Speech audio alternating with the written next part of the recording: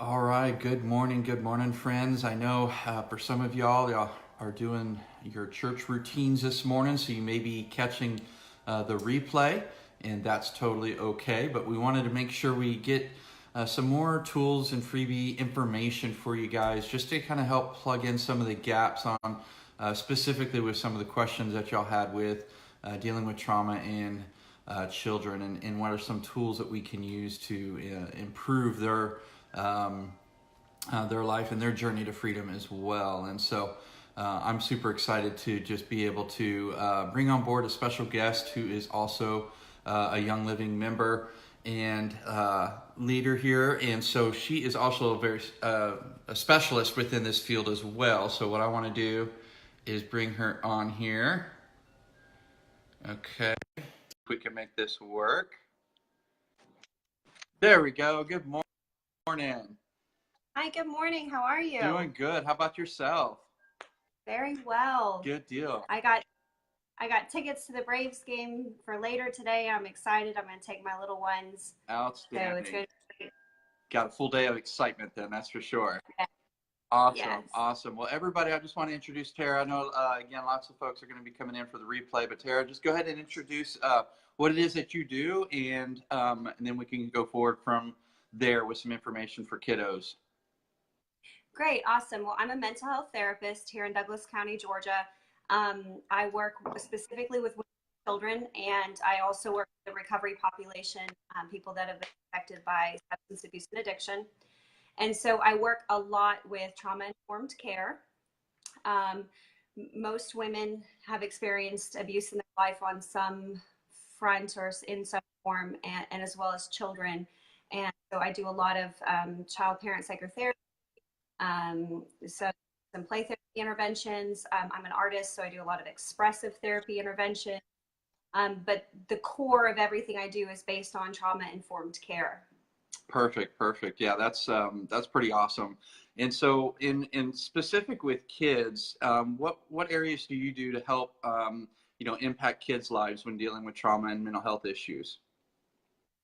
So children display mental health symptoms differently than adults. And so you can get the DSM, and the DSM will have different, different qualifying factors for any disorder. And they'll say, okay, well, with this disorder, you should see one or two of these consistent and high intensity, high frequency behaviors, and one or two of these. And then that's how you know that disorder is pertinent to that person or could be applied to that person. With children, because of all the different their development factors and the different influences they have, their personality, they're still caught in trying to please different people, build different relationships.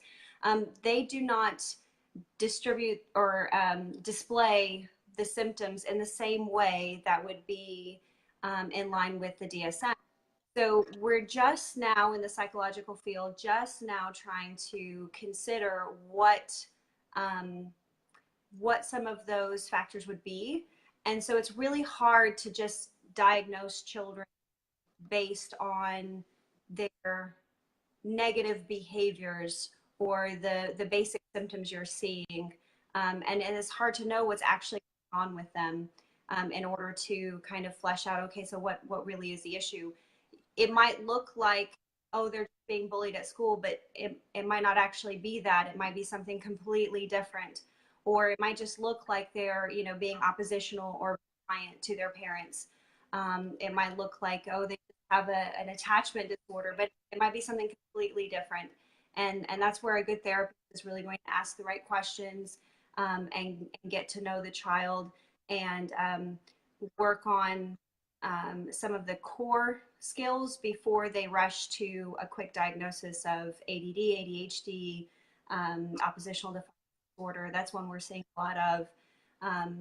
So yeah, you really need an informed therapist who's really going to help that child and not rush to a quick diagnosis. Yeah, perfect. And I know for even my own personal experience with the VA, in the darkest times of my season, and I was going to the VA and trying to get the help I needed, and I was constantly being switched between therapists and psychiatrists and things of that nature.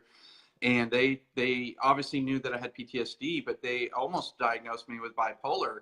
And so I switched therapists, and they're like, no, it's just full blown PTSD. You're way more PTSD than you are, bipolar. So that even within the charts, they were arguing amongst themselves on what is it that you're dealing with, so that they could then provide the right tools, or to them the right tools in being able to handle that. And so I can even imagine that would be similar, like you said, with kids, not really knowing exactly how they're manifesting their body signals with their trauma, right? And what to be able to properly figure out what's going on inside their heads to be able to provide some support in that as well. So go ahead.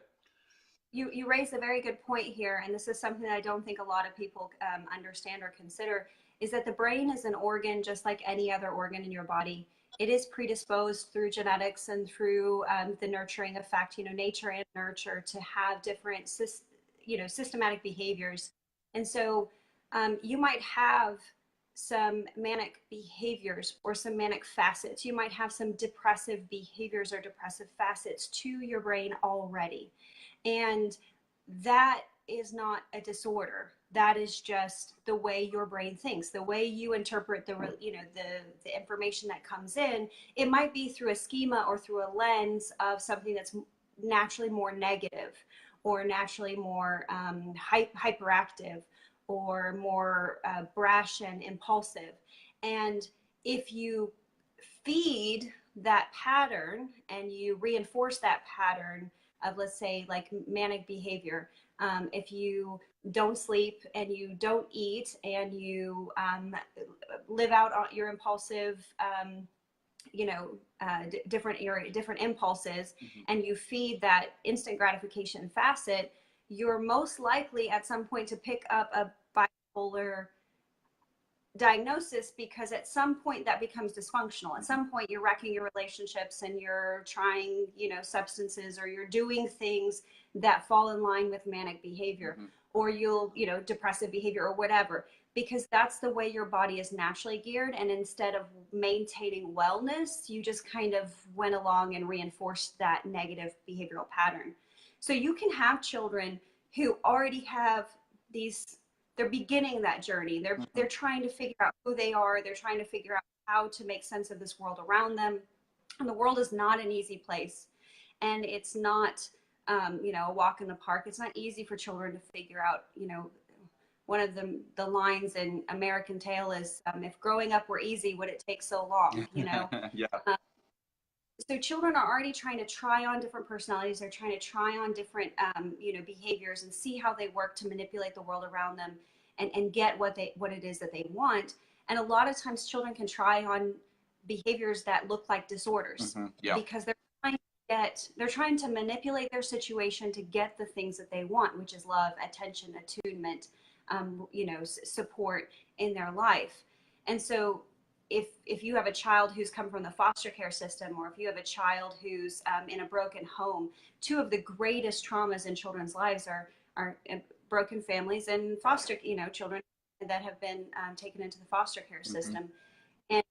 And here they are trying to manipulate their life back to what they want, which is the two people that created me, 50% mom, 50% dad, part of me. I'm going to manipulate my situation in any way to get that back, to feel whole again, to feel like I have both parents a part of me, because they don't understand that they're no longer, that they're an individual on their own. They're still part of that collective, that family unit. So it's hard, I don't think that rushing to diagnosis and throwing labels, it can be helpful for some people when they're trying to pick what tools or what interventions to attempt. But diagnosis in the long term, in my opinion, doesn't really serve a child. Yep, I agree. And I think the labeling of those diagnoses can be impactful to the child as well, because that's going to also shift their mindset around that too. And depending on their age, they're going to, they could definitely mold further into that identity as well. And that definitely will impact their behaviors and their actions and reactions and so on and so forth from there on as well. So I think it is too important for us to be more actively involved with fostering that environment of like you said, of that self-identity that they can derive from themselves as they grow up, especially kids, like you said, in the foster system that can be really tossed around quite a bit through it in order to get themselves through those stages and into adulthood. They're going to struggle quite a bit with identity in a big way. And so, so what are some maybe some ways or tools that you might be able to offer folks that have, parents here in this group that, have foster kids or have kids that are dealing with trauma and they're seeing some behaviors that are difficult to deal with, like hitting other kids in the family and things of that nature? What would be some good tools, either oil-wise or just loving and discipline-wise, that you might recommend for them to really start adding to what it is that they're doing already? So one of the biggest foundational differences in those that go through traumatic events and come out the other side with PTSD diagnosis versus a good world view of this was a traumatic event, it was part of my life, but I've been able to move past it. And so the goal is, of course, to come through at the end feeling, minimize the PTSD symptoms and have just this concept of this was a traumatic event. I've moved through it. I've been able to overcome it. In order to have a child that comes through with that mindset, the biggest turning point is the parent's attunement to the child, mm-hmm. or the caregiver attunement, because a lot of times it might not be a parent, it might be a grandparent. Sure. And I work in the recovery. A lot of times it's the grandparent, it's the best friend, it's the aunt or the uncle that's now taken in this child. So attunement is kind of like when you're on your cell phone, you display what's called flat face. When you pick up your phone and you're around a child, I've got this puzzle piece and you just look at it. But the expression on your face is completely flat because you're completely focused on what's going on, right? Right. If you have postpartum depression, if you have anxiety or depression, a lot of times your face is what they call flat face.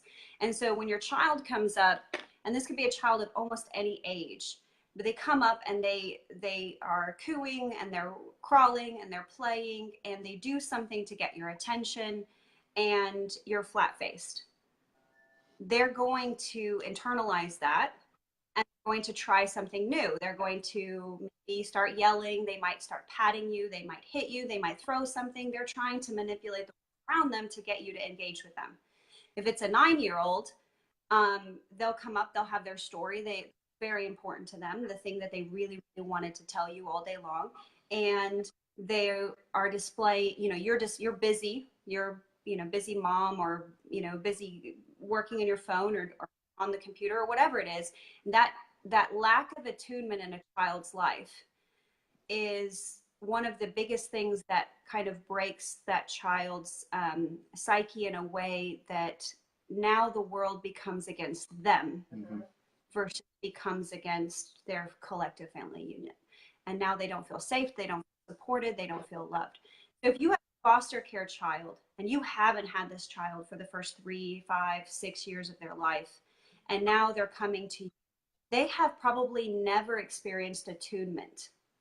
And this is one of the things that I think essential oils are so powerful for, is by introducing the idea that you truly care so much that you're going to put down your phone and you're going to, log off the computer and you're going to stop cooking and you're going to focus in on that child. Mm-hmm. You're going to display proper facial responses, smiling, talking, voice inflection, mm-hmm. Raising your eyebrows. These are all things that model importance, that whatever that child is doing is important to you. Yeah.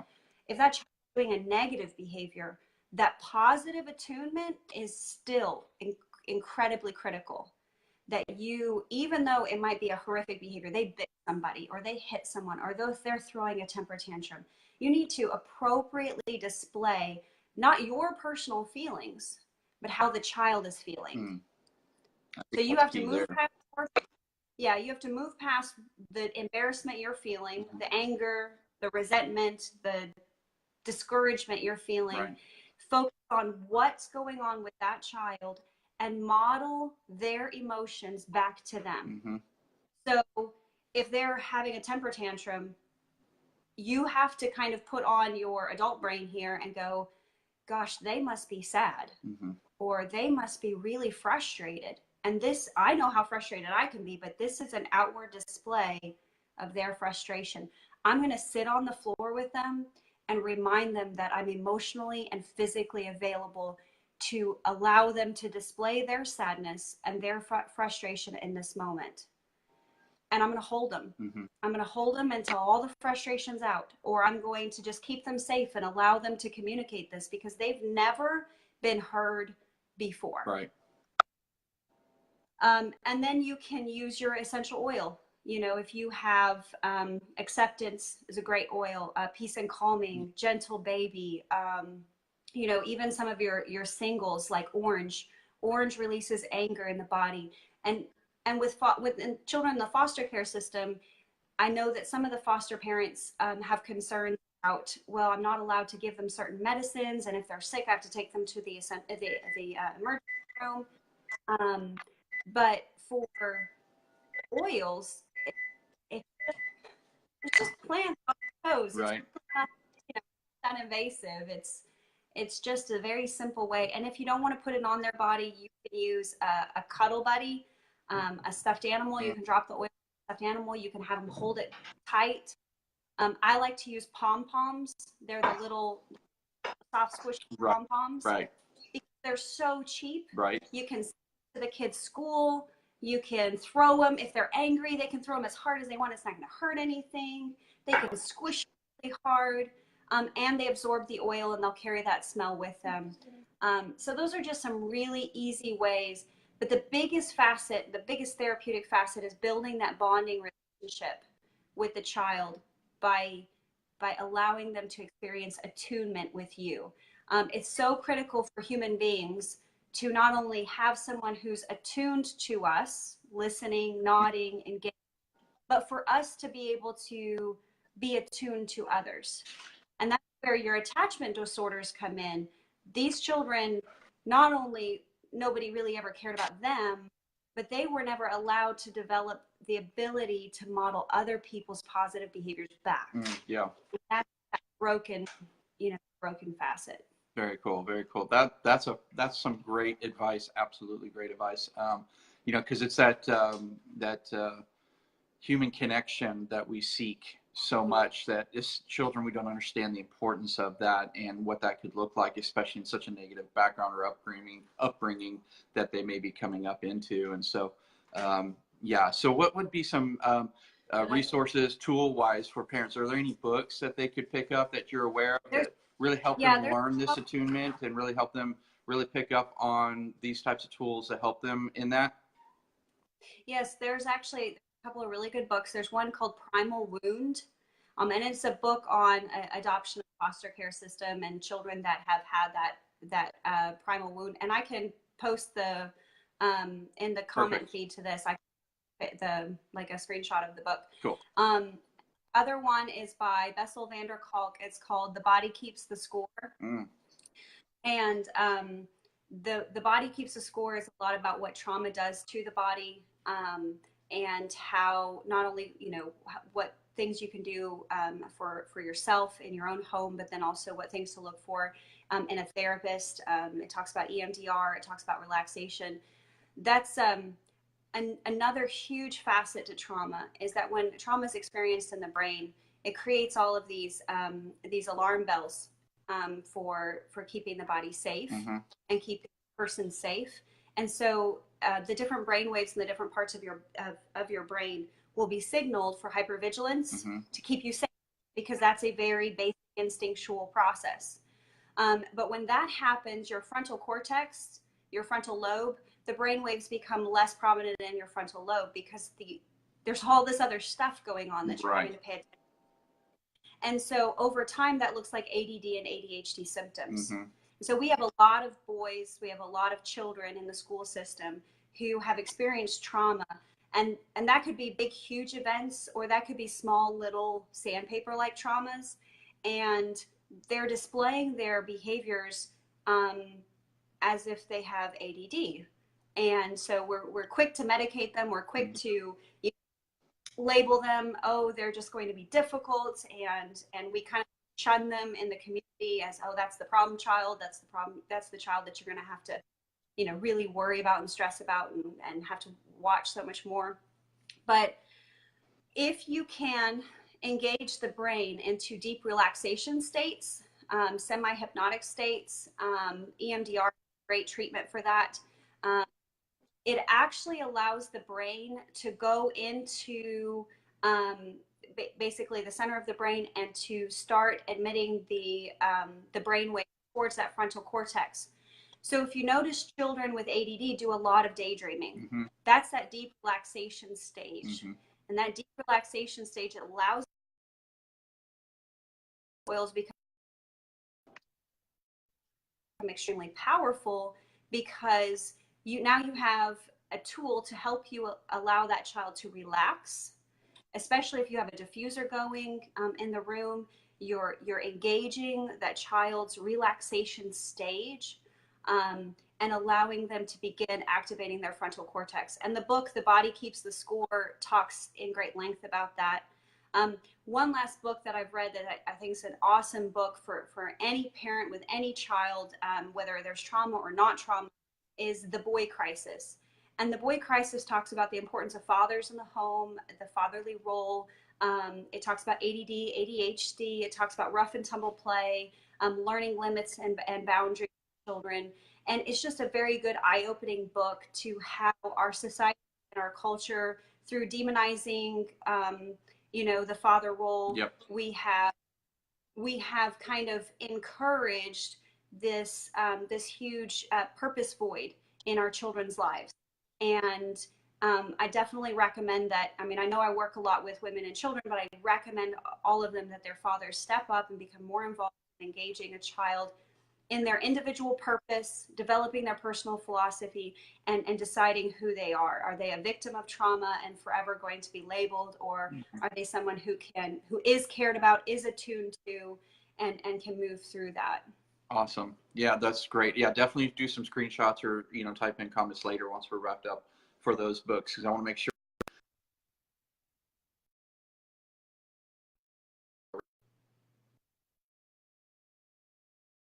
Things in specific about just the Young Living community is how much we focus on, removing the chemicals from our homes and from our foods, right? And things that nature, eating healthier and stuff like that. Would you say that that's also just as important for our kids, especially those that have dealt with trauma, to really get the good, clean diet going and removing chemicals from the home? Absolutely. That's something that, I mean, again, looking at the brain as an organ. Mm-hmm. I know we all forget to have a brain, but we do. And the brain is an organ. So, I mean, the same things that would damage your liver, that would damage your kidneys, that, when you think about the, children's intestinal health, so much of what goes on in the brain is affected by what comes through the gut. Yep. And so a lot of children will feel their pain in their bellies. Yeah. Okay. And so it's very important to get children to identify where their physical pain is, Mm-hmm. because that can give you some good identifying markers for alarm point. Yeah. And one of the first products that I would recommend to parents is the Young Living Mighty Pro, Mm-hmm. the pre and probiotics. Yeah. I mean, because the very first thing you want to do is get them on something, a good vitamin regimen. That one tastes like candy. It's delicious. Oh, yeah. My kids love it. And get them on something that can help their digestive system go ahead and start feeling normal. Right. Because you'll see a huge difference in the way they behave and their interactions. Another thing, and again, if you have to be careful as a foster parent about, vitamins, which I'm not sure if you do or not, but if you do, another thing that you can do is any of the Young Living bath products that are going to be toxin free. Children who've been through trauma will gravitate more towards a hot bath, because a hot bath actually stimulates fever-like symptoms in the body, and fevers help reduce the brain swelling. And so if you have trauma in the body, if you have disorder going on, ADD, ADHD, autism, there's going to be some areas of the brain that are experiencing some discomfort, some irritation, some swelling. So putting them every other night in a systematic hot bath using Epsom salts And any of the Young Living products or their oils in their bath is another really wonderful way to use those chemical-free, toxin-free products to go ahead and cleanse the body, but also stimulates healing in the body through that hot temperature bath. And that's actually in the book, The Boy Crisis. The last few chapters of the book is specific interventions for children with ADD, ADHD, and autism. Yeah. And that's the things that they recommend. Systematic, every other day temperatures from starting at 97 degrees, working up to 103 degrees to help the body engage in its own self-healing. And Young Living does that wonderfully, like the chemical-free toxins, the oils, the supplements. It's all about the body healing itself. Right. You're going to find that pharmacological approaches to a lot of your brain disorders, your mental health problems are going to be very limited, and they're going to be lifelong. Mm-hmm. So there's very few people who are able to start medications and wean off of them.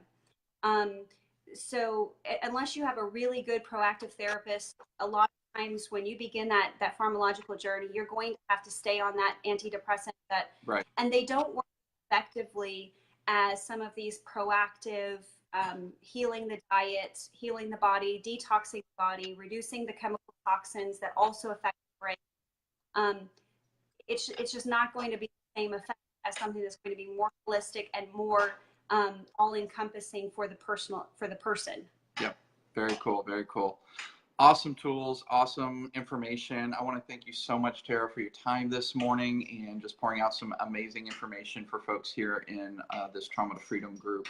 And in the comments, feel free to leave any information you'd like to leave as far as if folks are in or around your area that can contact you if they're wanting services. But just thank you again so much for your time today. And my heart is just, again, helping those dealing with that trauma and dealing with those health issues, mental health issues that especially with kids that really need to be able to break through that and into that loving, fostering, that supportive environment in order to become the adults that they can be and live out the life that God's designed for them. And so I thank you so much for your time this morning and pouring out to folks on that. I will say one more thing. Sure. I really, really appreciate being here and being able to share. It's definitely in my heart. My passion is to share and to help as many people as possible. I will say for all the parents that are watching this that are negatively responding to their child's hurtful behavior, a lot of you will have an inner child inside yourself.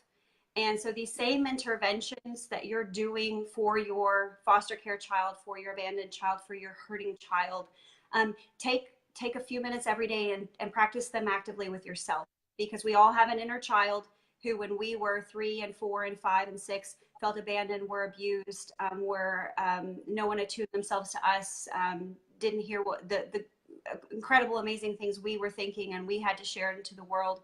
And so a lot of what's can transpire between that can damage that bonding relationship is personal unfinished business in the parent. Mm-hmm. So take time to really dig into your own emotions, go into your own heart center, find that inner child inside of yourself and talk to it every day as if it's the foster child that you actually care about. Talk to yourself as if you're somebody you truly care about and are responsible for taking care of. And so make time for self-care. So critical, because it's not going to matter all the tools you do, all the great stuff, the diet, everything. It's not going to matter if you are rewounding that child's bond because of your unfinished business, because of stuff going on with you. I'm super grateful to be here. Anybody who would like to send me a friend request or follow me, my personal page is full of essential oils and chickens and my own kids, but I'll be happy to answer questions people have. I don't do telemedicine or teletherapy, but I'm happy to just, help guide people into finding the help that they need, the support they need, and answer whatever questions, provide resources when I can. Perfect. So. Awesome. Well, thank you again so much. Much love to you and your family today as you go about your activities for the day. Sounds like a day of excitement for y'all. And I definitely appreciate the time you carved out for us today and pouring out some great information for the folks here in the group. So thank you guys again. And we'll be responding in the comments. I know there was a few questions that came in that we just really couldn't get to and address. So between Tara and I, we'll definitely tackle those and provide some additional support for you guys. So y'all have a blessed morning. Thanks again, Tara. Much love to you guys for your day today, and we'll be seeing y'all soon. Y'all take care.